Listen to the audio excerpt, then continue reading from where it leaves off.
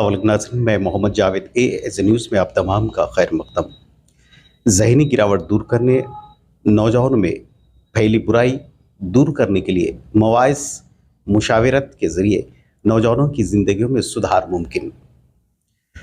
माशरे में फैली बुराइयों के खिलाफ लबकुशाई के बजाय एक मुस्बित काविशों, सोच और दीगर नौजवानों की जहन साजी ज़रूरी। हम सब अपनी कोताहियों को भुलाकर अपनी आने वाली नस्लों को एक आला ज़र्फ़ अदब, इज़्ज़त व एहतराम, प्यार, मोहब्बत, इखलास और दीगर अपनाए वतन के साथ भाईचारा, इत्तेहाद व इत्तेफाक वाला सेहतमंद माशरे की तश्कील के लिए आगे आने की बेहद ज़रूरत।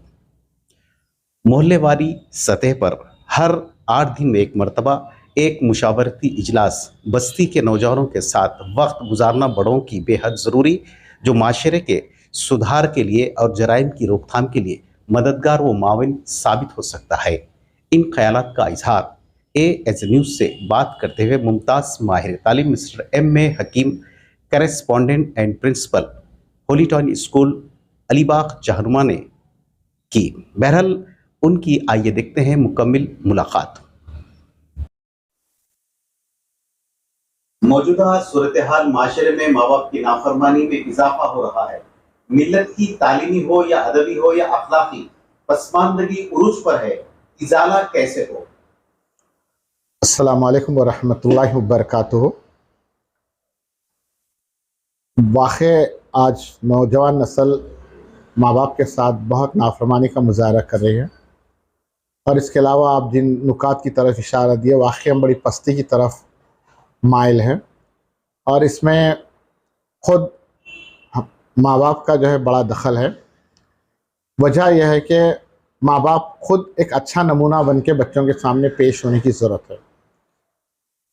हम अपने बच्चों को तरबियत देने के लिए सिर्फ़ किताबें या वाक़यात या तारीख़ी पहलुओं को सामने रखने से तरबियत नहीं होती, बल्कि हम खुद चलता फिरता नमूना बनना पड़ता है। जब हम खुद चलता फिरता नमूना बनेंगे तो अस खुद बच्चों के अंदर भी वो कैफ़ियत पैदा होगी। तो हम बुज़ुर्ग अपने माँ बाप का अदब करें, अपने बड़ों का अदब करें, उनके साथ अच्छी गुफ्तगू करें, उनके साथ अच्छे मामलात करें, तो लामाला उसका असर हमारी नस्लों पे पड़ता, और वो हमारी नस्लें कल जो है फिर हमारे साथ अच्छा सलूक कर सकती।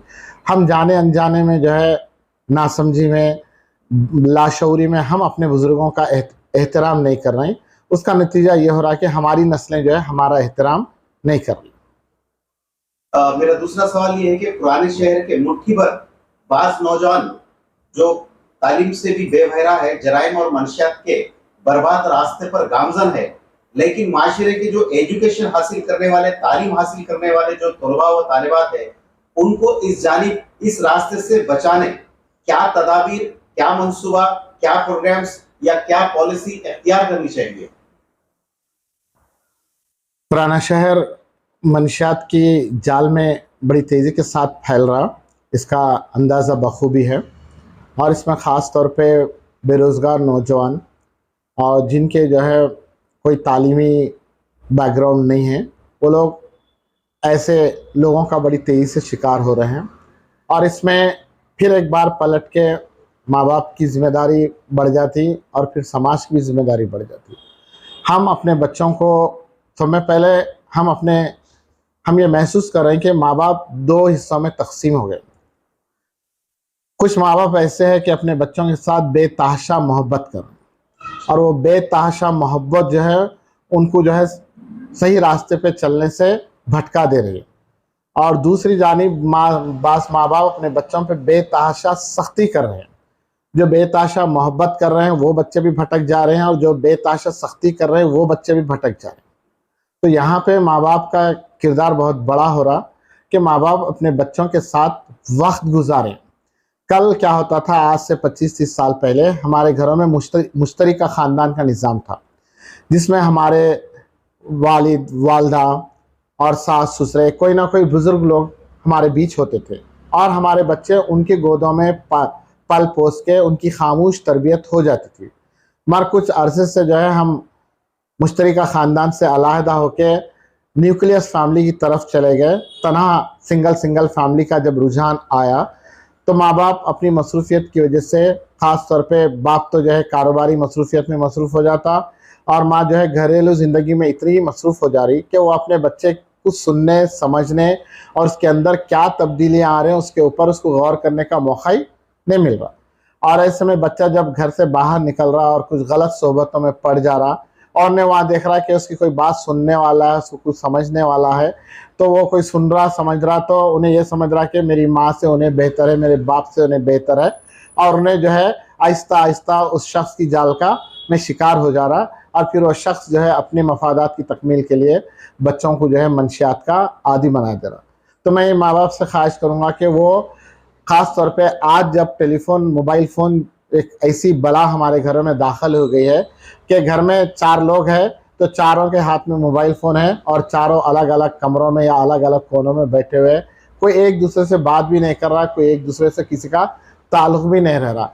तो ये जो मोबाइल फ़ोन आ गया हमारे बीच में घर के अंदर फासले बढ़ा दिया और घर के बाहर वालों से जो है हमारे फासले बड़े करीब हो गए। मगर हमारे घर के बाहर वालों से फासलों को कम करने की ज़रूरत नहीं है, बल्कि घर के अंदर मियाँ बीवी और बच्चों के बीच में जो है रिश्ते को मजबूत करने की ज़रूरत है। अगर हम अपने बच्चों को नहीं समझेंगे, उनके दुख दर्द को नहीं समझेंगे, तो लामाला हमारे बच्चे जो है भटकने का 100% खदशा है। माशरे में बैन मजहबी फिरके जाती शादियां फरोग पा रहे हैं जो बाद अज़ां नाकाम साबित हो रहे हैं। नतीजतन खुदकशी का रुझान फरोग पा रहा है और ख़ासतौर से 15 साल से 25 साल के दरमियान उम्र के जो नौजवान है अपनी ख्वाहिशों की तकमील करने के लिए जराइम की जानिब राग़िब हो रहे हैं। तो आपका मास्टर साहब क्या कहना है कि एरिया सतह पर, मोहल्ले वाली सतह पर क्या हर इतवार को बड़े लोग मिलके, माँ बाप और जिम्मेदार लोग मिलकर किसी एक मुकाम पर मीटिंग या मुशावरती इजलास या जो है ना ऐसा क्या प्रोग्राम करना चाहिए ताकि जो है बच्चों की जहन साजी हो सके? बहुत अच्छी तजवीज़ है आपकी। सब में पहले हम अपने बच्चों के साथ जो है प्यार मोहब्बत के साथ पेश आए और हम जिस तरह अपने बच्चों के साथ प्यार मोहब्बत के साथ पेश आ रहे हैं उसी तरह दूसरों के बच्चों के साथ भी जो है प्यार और मोहब्बत के साथ पेश आने की कोशिश करें। जब हम बच्चों के साथ शफ़क़त का मुज़ाहरा करेंगे, मोहब्बत का मुज़ाहरा करेंगे, तो तब उनको अगर उनसे कोई गलती हो रही तो उसको भी एक ढंग से, एक मोहब्बत से, एक शफ़क़त से हम अगर उसको ठीक करने की कोशिश करेंगे तो वो ठीक हो सकते हैं। हमारे पास वक्त की इतनी तंगी है, दुनियावी दौलत को हासिल करने या अपने कारोबार की फ़िक्र में मर्द आदमियाँ इतने महू हो गए हैं कि वो ना ही अपने ख़ुद बच्चों की तरफ कुछ तवज्जो दे सक रहे और ना ही जो है महल्ले के दूसरे बच्चों की तरफ कोई तवज्जो दे सक रहे। ऐसे में जैसा कि आप जाहिद भाई जैसा आप तजवीज़ रखें कि यकीनन महल्ले के बुज़ुर्गों को जो है इकट्ठा होना चाहिए। सब में पहले महल्ले के बुज़ुर्गों को एक दूसरे के साथ जोड़ने की कोशिश करना चाहिए।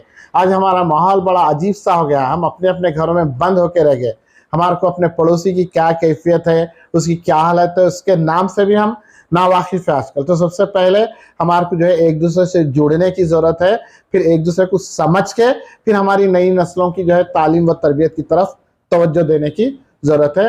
और इसको महल्लेवारी सतह पे या मस्जिद वाली सतह पे अगर हम इसको ऑर्गेनाइज़ करेंगे तो इससे बहुत बड़ी समाज के अंदर तब्दीली आ सकती और मुस्बित अंदाज में तब्दील लाने की कोशिश करना चाहिए, ना कि मनफी। किसी को बुरा बोलने से उसकी बुराई में और इजाफा होते जाता। मगर किसी की अंदर की थोड़ी सी भी अच्छाई की हम अगर तारीफ़ करें, उसके मुस्बित पहलू पे नज़र डालें और फिर उसको हमारे क़रीब करके फिर आहिस्ता आहिस्ता उसके अंदर जो नेगेटिव कैफियत है उसके बारे में उसको इशारा करें तो वो बच्चा फौरी दुरुस्त हो सकता और मेन स्ट्रीम में शामिल हो सकता। मास्टर साहब ये आपके सवाल आपसे ये है कि जो मसाजिद होते हैं बस्ती में आलीशान मसाजिद है 24 घंटे में मैक्सिमम 3 घंटे के अंदर या 3 घंटे में उसमें जो है अपने नमाजें वगैरह के औकात होते हैं जो मसरूफ़ रहते हैं, लोग वहाँ पे आते हैं। बाकी जो तकरीबन 20 घंटे मस्जिद को जो है मुकफ़िल रहती है या खाली रहती है, अगर एहतियाती तौर पे कुफल डालते हैं तो क्या जो है ना हम जो हुजूर पाक सल्लल्लाहु अलैहि वसल्लम के ज़माने में मसाजिद का जो है इस्लाही तौर के ऊपर इस्तेमाल किया जाता था, तो आपका क्या कहना है मास्टर साहब कि हमारी मोहल्ले की मसाजिद को भी बाकी अयाम में या बाकी जो अवर्स में उसका इस्तेमाल नौजवानों की इस्लाह के लिए क्या इस्तेमाल करना चाहिए? मस्जिद नबवी में ना सिर्फ इस्लाही पहलुओं पे बात होती थी बल्कि सारी कौम के सारे मामलात में तय होते थे। जंग के मामलात तय होते थे, मुआहिदों के मामलात तय होते थे, तुर्बतुल माल के मामला तय होते थे। मस्जिद मुस्लिम कौम की जो है एक मरकज़ी मुकाम है, मगर अफसोस हम क्या करें, अपनी मरकज़ियत को ख़त्म कर दे के मस्जिद को सिर्फ नमाज की हद तक महदूद कर दिए। जब से हम मस्जिद को नमाज की हद तक महदूद कर दिए, तब से जो है हमारे समाज के ताने बाने टूटना शुरू हो गए। आज हमारे को बेहद ज़रूरी है कि हम अपनी मस्जिद को जो है वही मौक़िफ़ देने की कोशिश करें जो हुज़ूर सल्लल्लाहु अलैहि वसल्लम के ज़माने में था, कि हम मस्जिद को जो है हमारी हर ज़रूरत की तकमील के लिए इस्तेमाल करने की कोशिश करें। ना सिर्फ नमाज पढ़े, बल्कि बच्चों के तालीम का इंतज़ाम, गुरबा की मदद का इंतज़ाम, तिब्बी सहूलतों का इंतज़ाम, माशरे के अंदर फैली हुई बुराइयों को दूर करने के बारे में मशवरा करना। और अगर मस्जिद के से अगर ये बात निकल के आ रही तो लामहला उसका असर जो है समाज पे बहुत बड़ा पड़ता, और इससे जो है तब्दीली में हमारे को बड़ी आसानी होगी।